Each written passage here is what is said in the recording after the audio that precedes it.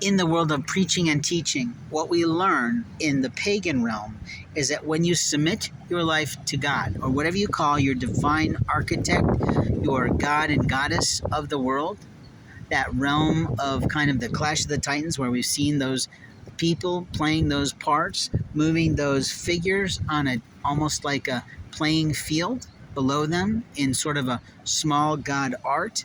I have to say that people don't submit well.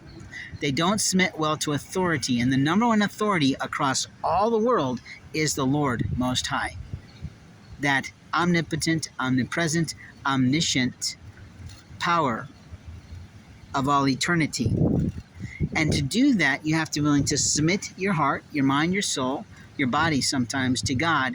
And when you do that, you start to listen carefully to the loving voice that is promised to us through the book of John to remind us of how to live in love and lightness of the Lord.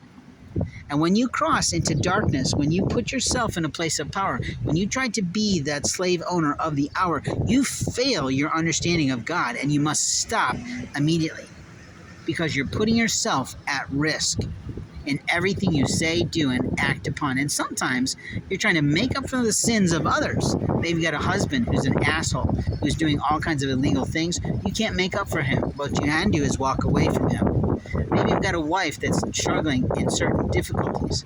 Well, what you can do is encourage that individual to go get the proper help from the proper people that is properly prepared for her. But don't you ever think you have one right to commandeer someone's life and start to be in control of their livelihood, their love life, their life force, their legal records, their property, their possessions. And technically, what we talk about is other parts of their private and public life. The individual public life is up to the individual.